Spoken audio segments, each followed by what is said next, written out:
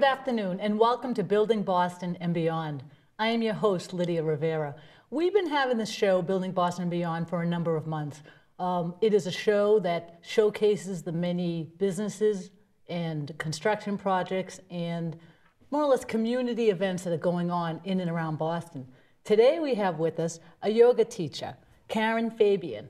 She's going to talk about how she started her business and what she's doing today, and also talk about what people provide people tips for how to start their business and how important it is to stick with it, and the results will eventually become positive. So today with us is Karen Fabian. Thank you so much for coming. Sure thing. Glad to be here. So when I was reading your bio, I just wanted, what prompted you to start this business? What was the passion with yoga? Yeah. Well, as an undergrad in school, I was studying physical therapy, and I really got into kind of the mechanics of the body. And I ended up getting an undergraduate degree in rehab counseling and work with people from the psychosocial aspect of disability, kind of like how it affects their whole body. Mm-hmm. And after a number of years of working in healthcare and different corporate settings, I really missed working hands-on with people. So I started practicing yoga and ended up going to a teacher training. Mm-hmm. And after I was done with that initial training, I realized it was this really wonderful blend of all of what I had learned initially and a lot of what I was passionate about in terms of working with people on a physical level, but it added this other level of working with people more from a holistic perspective, kind of the whole body and the mind. Right. And so after my first training in 2002, I started teaching for a studio system in Boston. And I did that for a number of years. And at one point I ended up kind of teaching on the side and went back to work. And then I decided to kind of take the dive again and start my own business, mm-hmm. really kind of my own brand, mm-hmm. and wanted to really develop an identity for myself as a teacher.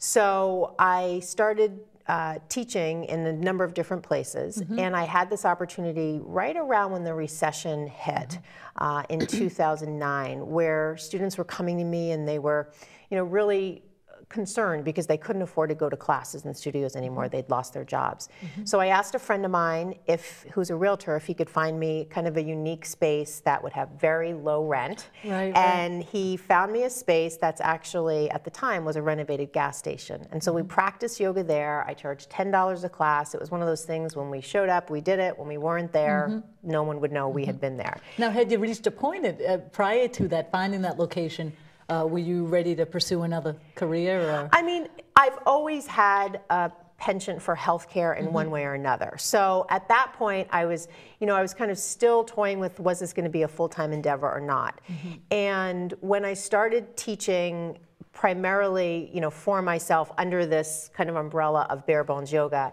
it really became a full-time endeavor, and with everything that kind of goes along with that. And so that's been since 2010. Mm-hmm. And so, a little over 4 years and 5 years. And it's had, all the ups and downs of running your own business. Right. That's definitely. But I think the message is too, you really just need to stick with it. I mean, it's a huge accomplishment of what you've done. And yeah, I mean, I think there are a lot of business lessons you learn along the way when you work for yourself. And I think that being creative and being persistent are two big things that really need to be, part of your daily repertoire. And you also have to be, I tend to be very organized, but mm-hmm. you almost have to be hyper organized to really know kind of what needs to be done. And also being able to prioritize is really mm-hmm. important, because when you're a one-person show, there's only so much time that you have to do anything. Well, I noticed that you are good with the promoting and the marketing and the Twitter and your page, and that's great, because you really have to sell yourself.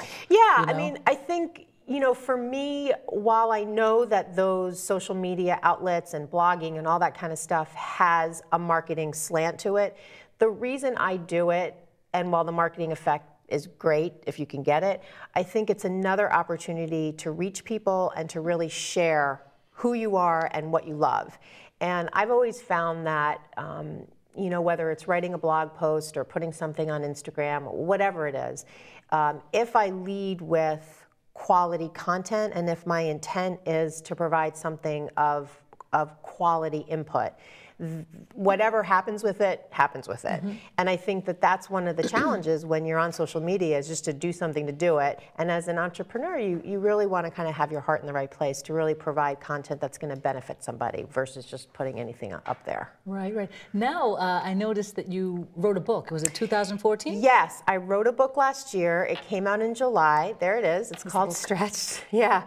And this, this really came out of my inspiration, really primarily on the business side of being a yoga teacher, although there are a number of chapters on teaching yoga itself. But the book really came out of my interest in really making transparent what is involved in teaching as your primary source of income.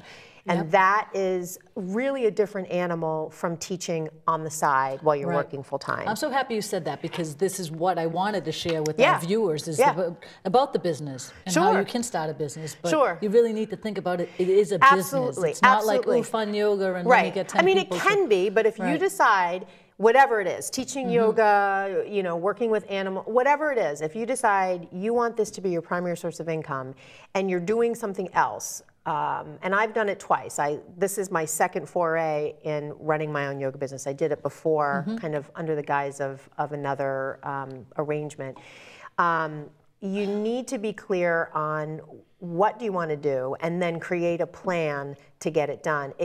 I've found it can't work if it's a very impulsive kind of, I'm going to sell my house, quit my job, and just kind of hope something sticks to the wall. That can have incredible implications.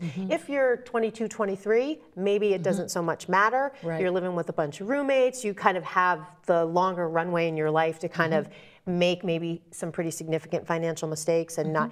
But, depending on your age, your living situation, your personal situation, a lot of people don't have that kind of bandwidth to make a big decision like that and not have it work, or at least not be planful and mindful about what is it going to take. So when I was skimming the book, I feel that it is a book related to the business, as opposed absolutely. to. You aren't sharing stretches and poses. No, here it's not a book about doing yoga. Right, it's a book. The first chunk are chapters around things like how to create an action plan, how to create a business plan, how to market yourself, how to brand yourself, and then the teaching chapters are really geared towards teachers who have gone through basic training. Their heads are completely full with information. And now they have to go out and teach.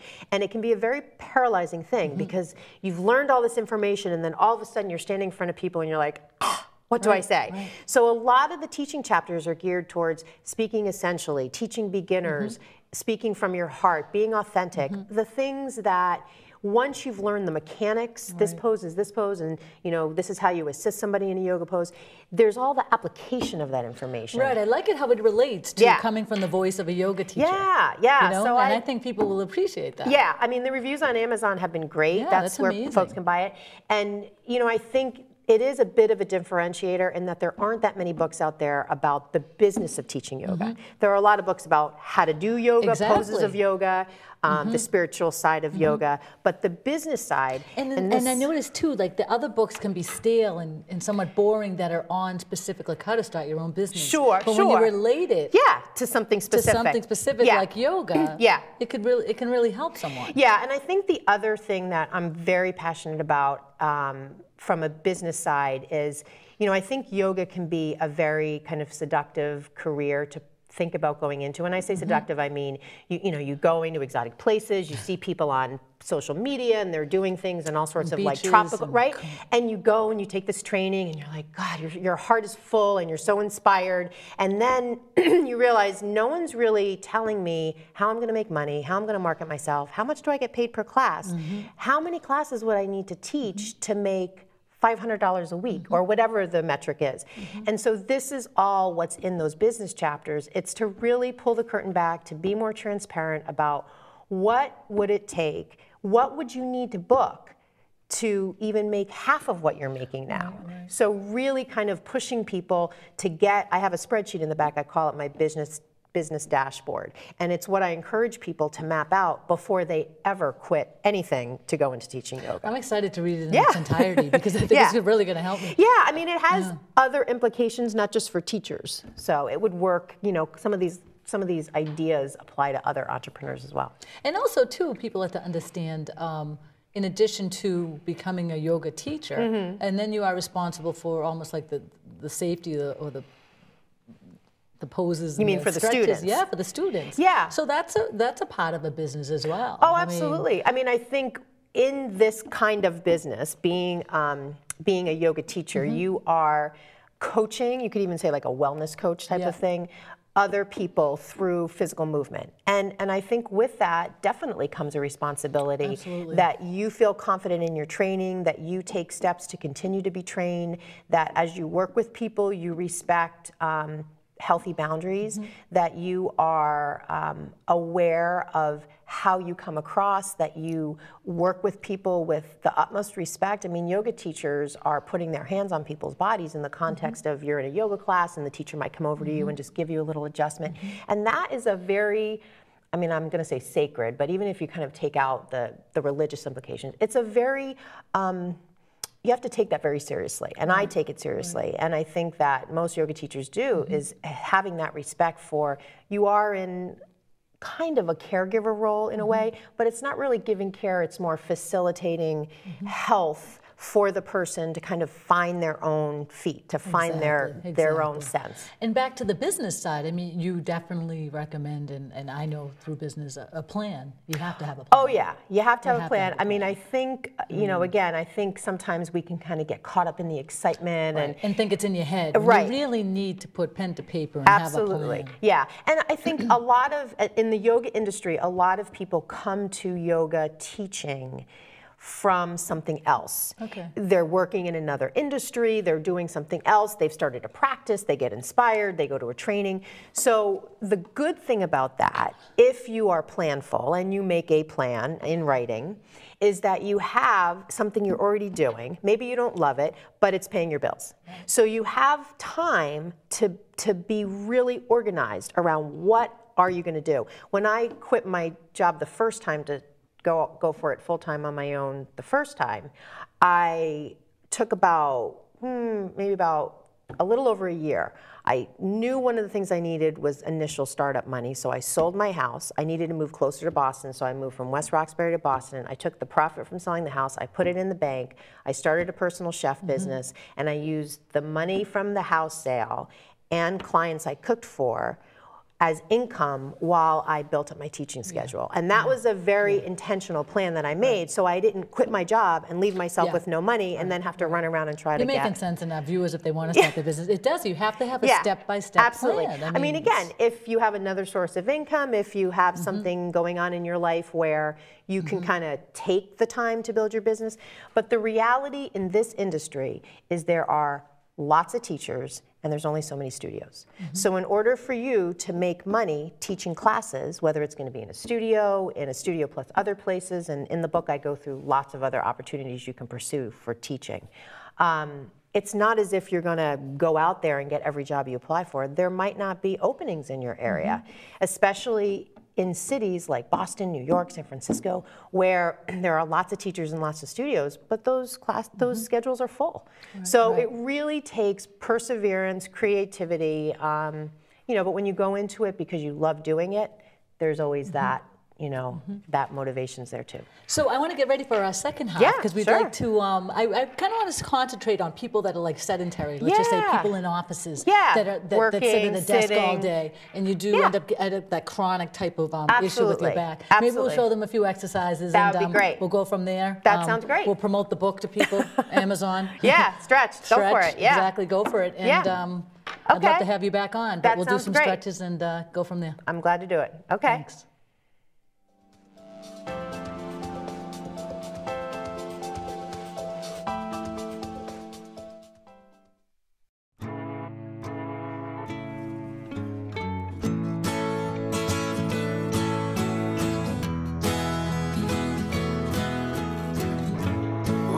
Son, tell him that I've begun to dream of things to come, and tell the trees not to look for me. I'm going to find some peace of mind. sun,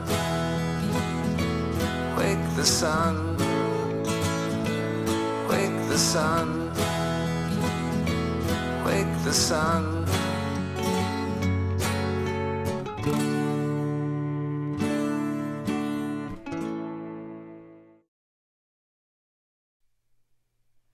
Hi, welcome back. I'm here with Karen Fabian, founder of Bare Bones Yoga Studio. So we had a little interview prior to this session. We're now going to share some stretches, some poses for people who maybe have some lower back pain, maybe they're sedentary, sit at the desk too long. Some runners, I mean, running is important. Absolutely. Running is important, but stretching is obviously more important. Stretching before and after running is key to obviously a very healthy body. Yeah. So let's start. Yeah, what do you sure. think? So I'm glad you brought up the thing about sitting a lot, because sitting is definitely something that gets a lot of press these days, the bad effects of sitting.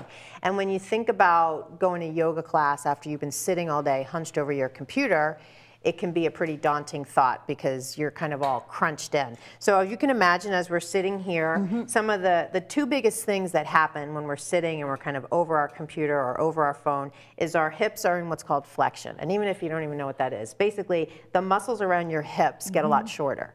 And then the heaviness of your shoulders roll forward. And so all the muscles in your neck and your upper back are stretching, and everything here is getting shorter because you're all kind of crunched in. So, you know, generally when you think about yoga and the really good things that yoga stretching can do, you can think of it as trying to go the opposite way. Not so much to erase the bad effects of posture, that's not so great, but just kind of doing things that take you the other way. So let's just kind of work with the upper body. If hunching is bad, sitting up nice and tall is good, but going back a little bit is even better. So if we were to come up onto our feet, I'm just gonna have you grab your hands like this behind your back, right? And you can face me so we can kind of see each other. Now, if you were to hunch, just let your shoulders hunch in. Yeah, so if you were to do the opposite, focus on behind your back, your shoulder blades, and squeeze your shoulder blades together. Yeah, so this is a really easy thing that you can do to stretch the front of the chest. And you push your hands outward. Yeah, and the action's really happening between your back.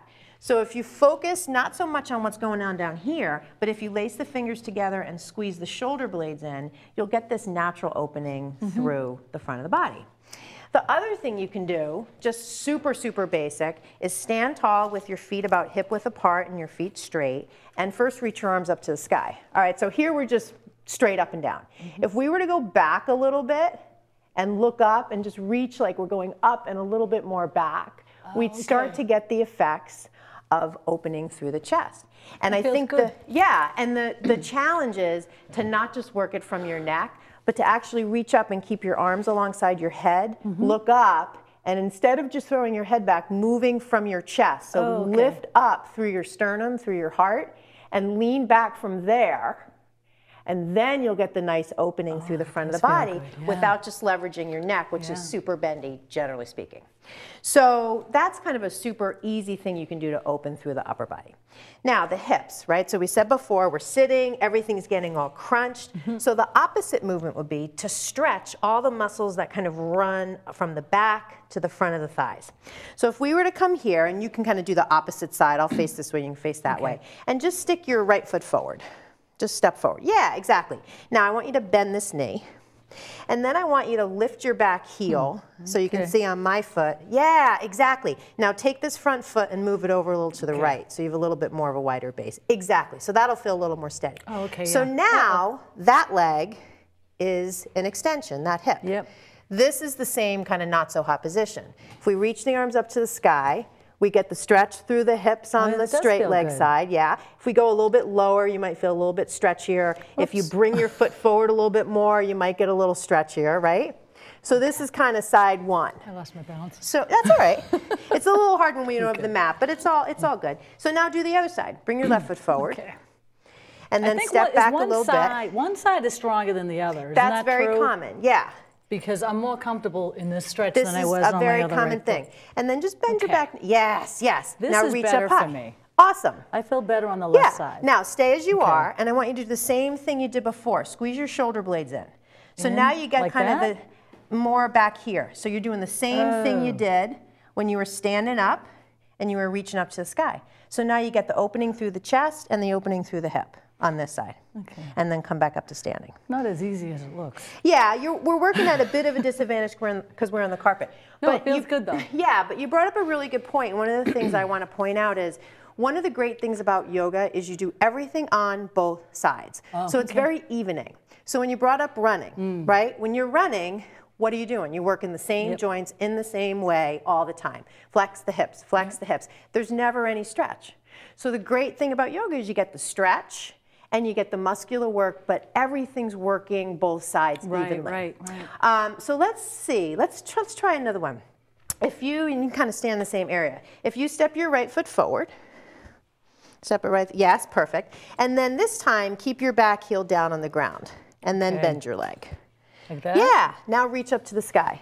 Oh, good, okay. Now stay exactly as you are. So this is warrior. This is a warrior pose. This is another really good way to stretch your hips.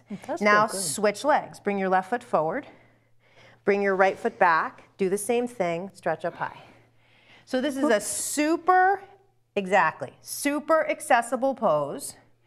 It is a tiny bit more challenging because your back heel's down. Remember the one we just did, the back heel was up? Right. But this is another good way to get at your hips. Okay. One at a time. Okay, awesome. So now, another thing, and actually come behind your chair. We're going to do it with a little leverage. I can understand why people sweat doing the yoga. Yeah. So another really great skill that yoga builds is balance. And as we age, our balance is one of the things that we lose. And especially for folks, I've taught in some retirement homes and assisted living centers where balance is almost non-existent in people. And when you can do some poses with them where they can balance, you would not even believe how the huge smiles that show up on their faces, working with folks with supplemental oxygen, walkers, and they're balancing on one leg. It's like you gave them $1 million. Right. So we're going to take a pose, and we're going to do it with a chair. So this might be something an older person might do. You're going to take your one foot and stick it up on your leg, and you're going to turn your right knee out. Exactly. Now, I want you to move your foot so it's not pressing on the side of your knee. So you might take your hand and push it up a little bit, or you could slide it lower, wherever it feels like it's going to stick. Oh, okay. Yeah, good. Now, you're going to hold onto the chair and imagine you're like facing directly forward, so whatever directly forward is for you. Now, I want you to relax your shoulders. I'm going to come over and give you a little kind of hands-on cueing. I want you to relax the shoulders so you get that nice opening through the chest. Okay, now, imagine if you had some kind of like physical challenge and it was really hard for you to balance on one leg. This is starting to build that connection between the brain and the body, all around this idea of balance. Now, take your one arm, let's say the right arm, and reach it up to the sky. Good. Now, keep your gaze set at one spot and reach your other arm up high. I was just going to say, do people do it without the chair? Well, we're starting with the chair to just show how it can be adapted. We'll see. Yeah. Good. And then release. Yeah. So you can see how this can be a way to make it super accessible for somebody. I worked with someone one time who had diabetes, and he had neuropathy to the point where he couldn't feel his feet. So he needed something to hold on to. And again, this is one of those things that as you build that skill with someone, they really mind and the exactly, and they feel accomplishment. So come over here. So eventually I will not be able to use the knee. I won't need the chair. I mean, you wouldn't have a chair in a general yoga class, but I wanted to show how the pose can be done with a chair. For me, I need the chair for a little while. Yeah. So come over here, come back to your area where you kind of were standing before. I'm going to show you another balance that's good to stretch your hips. So step your right foot forward, kind of like my foot. Yeah. Now, I want you to set your eyes at one spot in front of you, wherever front of you is, and stretch your arms back by your sides. Good. So we're going to launch this forward. You're going to lean into your front leg and lift your back leg a little bit. This is called airplane. Good. And keep everything you have, just turn your hands down. Like that? That's it. Yeah. Good. Okay. Now lean a little more that way. Yeah. And lift your back leg a little bit more. Awesome. That's it. That's it. I'm giving you the challenge. I'm giving you the airplane challenge. Good. Okay. And then release. Excellent. So again, we're working at a bit of a disadvantage because you're on the carpet. But the point is, this is a way to start to build that awareness, balance, and get the stretch through the hips. All right, let me do another. I think balance is key. Oh, yeah. And when you think about running, how can you run well if you don't have good balance, right? So it's one of those skills. But even just walking around, and especially these days, walking on slippery surfaces, you absolutely have a better sense of your base. I like the airplane. That's good. Yeah. So let me show you a pose to build strength. Set your feet hip width apart. Make sure your toes are straight. And then just bring your hands right at your heart. Okay, now you're gonna sit nice and low like a squat. Yes, now reach your arms forward. Okay, now I want you to feel like the weight is back in your heels and straighten your toes out a little bit more. Yeah, good. Now, reach your arms up to the sky, like right alongside your head. Good, now stay just like you are. I'm gonna come over here. You're gonna lift your back towards me a little bit more. Yes, good. Now sit a little bit lower. Good. Now stretch up a little bit higher, take a big breath, and then stand up. Excellent. Wow. So okay, that is a good pose to build strength in your glutes and your hamstrings. I like that one. So yoga's got some stuff stretchier, some stuff is more around, you know, building muscle. So it's a great, great balance. You want to do one more? Yeah, let's do one more. So come down to the ground. Some of the poses are more about kind of the mindful, restful shape versus like what we just did is like the power kind of muscular pose. So this is called child's pose. I've done this pose a lot throughout all of these winter storms. This is like the I need to just rest my body pose. Okay. So you're on your knees here, bring your hands on the ground, and then you're gonna just start crawling your hands forward until your forearms are down. Okay, now take your knees apart a little bit more. Tiny bit more, that's it. And then reach forward, not so much that you're stretching uncomfortably, but just enough so that your forehead hits the ground. Now I want you to stay just like that. I'm gonna come up behind you. So this whole area of your back here gets really compressed when you sit or run, all that kind of stuff. So this is a great, great pose to stretch out. There's a whole bunch of muscles back here, but just if you think of the general area. And the other thing that I would do with you if I had one, and I do with a lot of folks, is putting the head up on a block. So the neck is a little more supported. But for right now, we're just kind of working just in a, you know, just general shape. And this is a nice way to get a stretch through the low back. Oh, that feels good. Right? And then come on up. So this is also a good way to kind of bring that sense of connect to the breath, calm the mind, that kind of thing. So do we have time for one more? I think we're ready to wrap. Okay, okay. I just want to make sure. I could kind of keep going on and thank on. You so much. You need to kind of guide But I mean, me. I want to take the opportunity to thank you, and I want to tell our viewers that please buy your book. Yeah, Stretched on Amazon. What's your website? The website's barebonesyoga.com. Excellent. And remind our viewers that the book is about building a business in relation to a yoga instructor, teacher. Yeah. So I think that's what's smart about what you did. Yeah, very specific, but again, some general themes for entrepreneurs. Right. And by the way, share your studios. Where do you work at 3 so locations? I teach at Prana Yoga in Cambridge, Prana Power Yoga in Cambridge. I teach at Health Yoga Life in Beacon Hill, and I teach at Charlestown Yoga in Charlestown. And all this information is available on at my your website. site. Yeah. Thank you so much. Awesome. Thank you. Thank you.